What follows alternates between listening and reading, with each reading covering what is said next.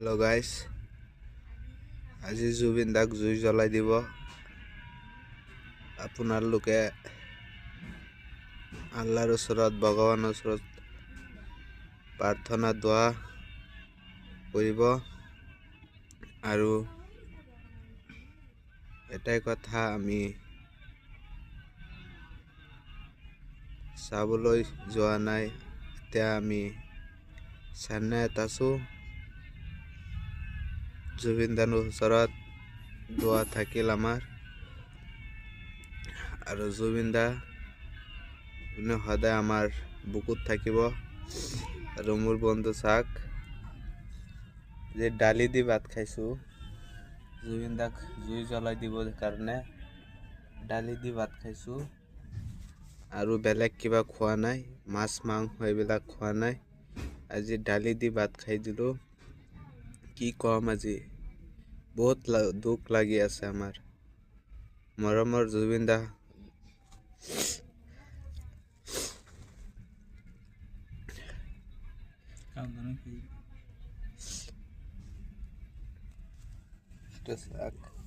আমি দালি দি ভাত খাইছোঁ আজি। তো চাওক আপোনালোকে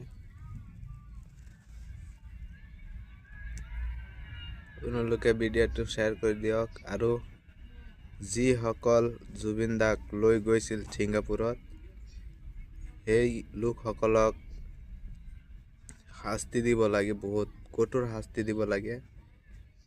আৰু কি কম, কথা বাহিৰত ওলাবলৈ বহুত কষ্ট লাগি আছে। আপোনালোকে ভিডিঅ'টো শ্বেয়াৰ কৰি দিয়ক।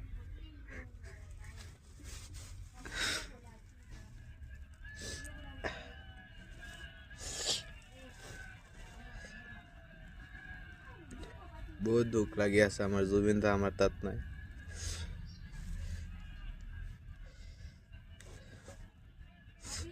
ভিডিঅ'টো শ্বেয়াৰ কৰি দিয়ক। আৰু যিসকল ছিংগাপুৰত লৈ গৈছিল জুবিন দাক, সেই লোকসকলক মাৰি পেলাব লাগিব। ছিংগাপুৰত নৰ্থ ইষ্ট ফেষ্টিভেল কিয় পাতিব লাগে? আমাৰ অসম নাছিল নে কি? আৰু হিমন্ত মামাক কৈছোঁ, আপুনি ভালকে ডিচিশ্যন লৈ সিহঁতক শাস্তি দিয়ক।